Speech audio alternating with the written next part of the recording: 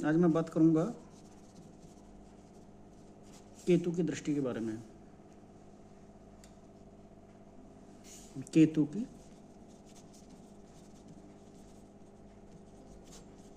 दृष्टियां, और केतु की दृष्टियों में मैं पहले एक टेबल ले लेता हूँ। केतु की 5, 7, 9 को देखते हैं, और मैं एक टेबल खींच लेता हूँ। ये टेबल बनाना आसान होता है। सपोज करो मैं केतु को यहाँ बैठा देता हूँ। ये पहला घर है, और इस पहले घर से केतु देखेंगे कहाँ? 2, 3, 4, 5 यहाँ देखेंगे, यहाँ से यहाँ देखेंगे, 6, 7 यहाँ देखेंगे, और 8, 9 ये 5, 7, 9 इन घरों को देखते हैं। केतु की दृष्टियाँ। लेकिन हम केतु के कुछ फल लिख लेते हैं। केतु फल,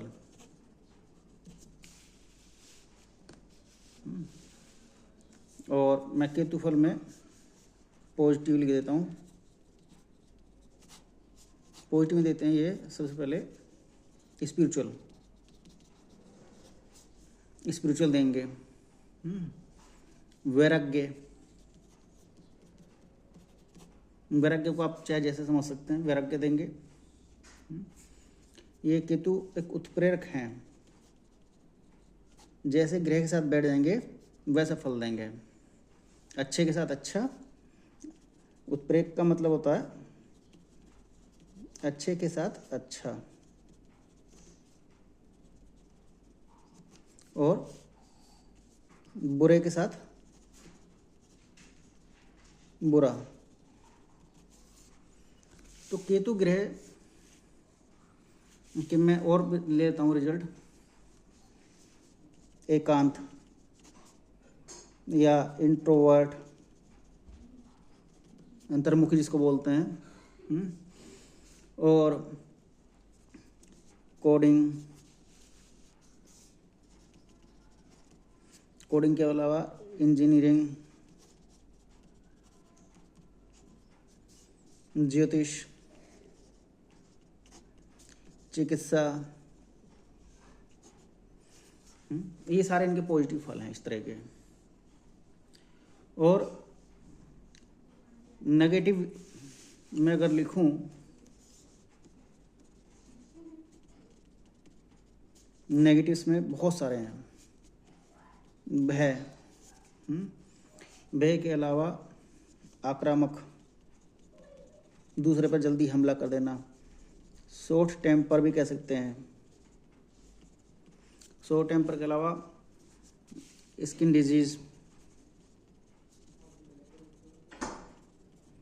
डिजीज के अलावा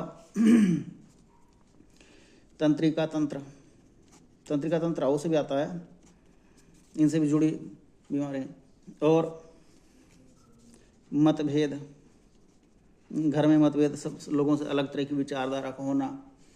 और इसके अलावा आपका आता है यहाँ, ये पॉजिटिव में आता है एक गुण ज्ञान। तो अब जब केतु केंद्र में है, सपोज करो ये किसी के साथ नहीं बैठे, और जब ये स्वतंत्र रूप से बैठे हैं, लगन चाहे कुछ भी हो, 12 लगन होते हैं, 12 लगन में से कोई सा भी हो, लेकिन स्वतंत्र रूप से बैठे हैं, तो केतु 5, 7, 9 को देखेंगे। तो केंद्र में है, स्वतंत्र हैं, तो राहु यहाँ हो जाएगा। मैं केवल केतु की बात कर रहा हूँ। तो राहु केतु चूंकि आमने सामने होते हैं हमेशा, तो केतु जब केंद्र में 1, 4, 7, 10, ये पहला घर है, चौथा घर है 7, और ये 10वां घर है। तो जब केतु 1, 4, 7, 10 केंद्र में बैठते हैं तो स्वतंत्र राजयोग बनाते हैं। केंद्र में 1, 4, 7, 10 स्वतंत्र राजयोग।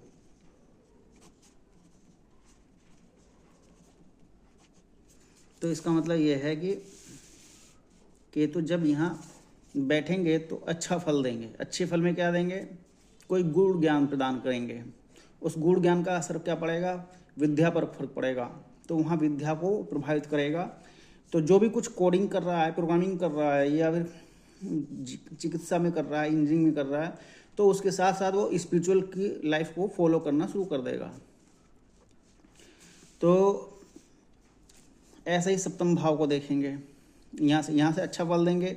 तो सप्तम भाव को जब देखते हैं, सप्तम भाव हालांकि चूंकि राहु है, तो लेकिन केंद्र में ये होने से, प्रथम भाव में होने से अंतर्मुखी प्रवृत्ति बनती है, ध्यान में, एकाग्रचित्ता में, फोकस में, अपने अंदर लीन रहने की प्रवृत्ति बनती है। तो केतु लगन को डेवलप करते हैं, अच्छे गुणों को प्रदान करते हैं।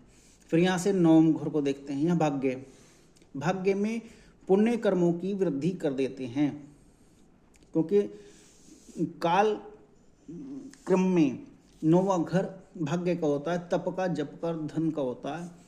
इसको लिख देता हूँ, जप, तप और धन। अब चूंकि इसे एक पॉजिटिव ग्रह देख रहा है, तो पॉजिटिव ग्रह देख रहा है, तो इसकी वृद्धि कर देगा, जप तप और धन की वृद्धि कर देगा केतु लगन में बैठने से। तो लगन में बैठ करके इसने कहाँ देखा, 5, 7, 9 को, विद्या को प्रभावित करा, भाग्य को प्रभावित करा, और इसके अलावा ये सप्तम भाव को प्रभावित करता है। तो जातक को कोशिश करता है कि अपने जैसी पत्नी बनाने की चेष्टा करता रहेगा, बार बार चेष्टा करेगा। तो इसी वजह से कई बार क्या होगा कि जबकि राहु केतु सप्तम में और लगन में बना रहे हैं, आपस में यहाँ बैठ गए हैं, तो शॉर्ट टेम्पर वाला बनेगा, ये गुण भी देखने को मिलेगा। कई बार अनजाने भय से भयभीत रहेगा। और अगर बुढ़ापा आ गया और लगन में बीमारी आई, तो कौन सी बीमारी दिखाई देगी, पहले पार्किंसन आती है एक बीमारी, कांपने की, कंपन रोग। ये बुढ़ापे में कह लो या बूढ़े लोगों में होती है, बूढ़ों में ये शरीर कांपता रहता है उनका, तो वो केतु के प्रभाव से कांपता है। तो कई बार केतु क्या होता है, जवानी है और लगन में केतु है, तो चेहरे पर फोड़े फुंसी के दाने निशान हो जाते हैं। मैं यहाँ लिख देता हूँ, फोड़े फुंसी के दाने हो जाते हैं, ये उनके निशान रह जाते हैं। कई बार क्या होता है, चेचक के, छोटी छोटी चेचक से दाने रह जाते हैं। तो केतु लगन में बैठ करके स्वास्थ्य को प्रभावित करता है। स्वास्थ्य में टाइम टू टाइम, अगर राहु में केतु का अंतर आएगा तब भी ये उनको अच्छा फल नहीं देगा, स्वास्थ्य प्रभावित हो जाएगा। स्वास्थ्य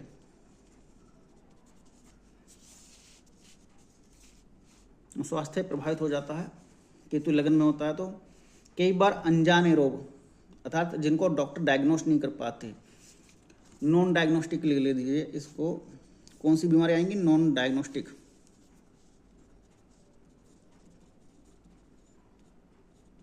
नॉन डायग्नोस्टिक का मतलब है कि जो डायग्नोस में नहीं आ पा रही हैं, उनका पता नहीं लग पा रहा बीमारी कैसे हो रही, क्यों हो रही है, उसका डॉक्टर जो है गोल गोल घूमते रहते हैं, टेस्ट कराते रहते हैं, आदमी बीमार परेशान घूमता है। तो केतु लगन में बैठा तो स्वास्थ्य को ऐसे प्रभावित करेगा, फिर वहाँ से विद्या को प्रभावित करेगा। और बचपन में है तो उसका स्वास्थ्य डाउन रहेगा बच्चे का, और वो पढ़ाई में उसका मन नहीं लगेगा, चित्त की चंचलता बनी रहेगी, उचटता रहेगा जी, और चिड़चिड़ापन स्वभाव में रहेगा। तो ये केतु इस तरह से इसने केतु में बैठ करके 5, 7, 9 को देखा। अब मैं एक और चीज़ ले लेता हूँ, केंद्र में बैठा लेता हूँ, एक टेबल और बना लेता हूँ मैं।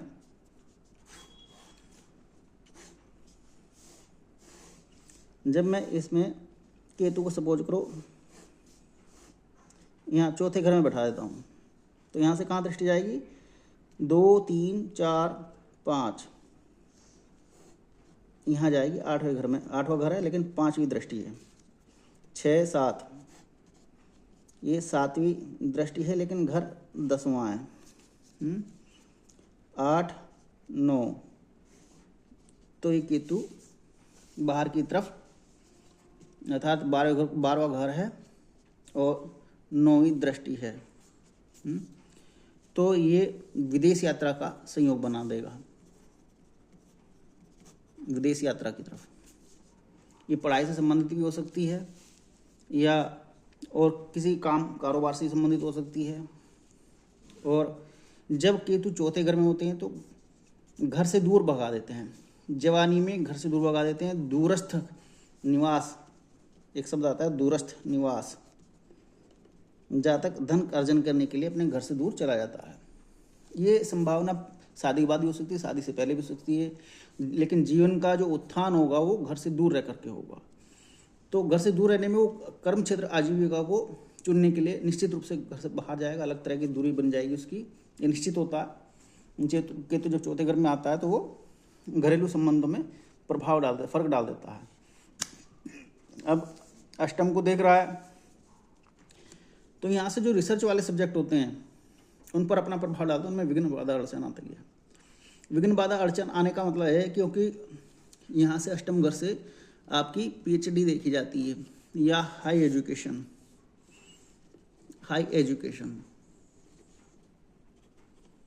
चूंकि अष्टम घर के माध्यम से देखी जा रही है तो अष्टम घर से वैसी विघ्न बाधा आती हैं, उनको केतु और देख रहा है तो राहु यहाँ आपका 10 में आएगा ऑटोमेटिकली, क्योंकि राहु केतु अब आमने सामने होते हैं। तो केतु 5, 7, 9 को देखता है, दृष्टि डालता है, देखता तो यहाँ से घर बदल गए हो, मैंने यहाँ भी केंद्र में उठाया, लेकिन स्वतंत्र राजयोग यहाँ भी दे सकता है अगर राशि का हो प्रभाव हो या अन्य ग्रहों की युति प्रभाव हो। तो मैंने आज एक छोटा सा संक्षिप्त सा वर्णन करा है तो केतु की दृष्टि के बारे में, और मैंने ऐसे ही पहले भी केतु की दृष्टियाँ और केतु से संबंधित अभी ज़्यादा कुछ कहा नहीं है, लेकिन मैंने और अन्य ग्रहों की दृष्टियाँ कही हैं। तो मैं एक बार फिर भी दृष्टियाँ लिख देता हूँ। राहु,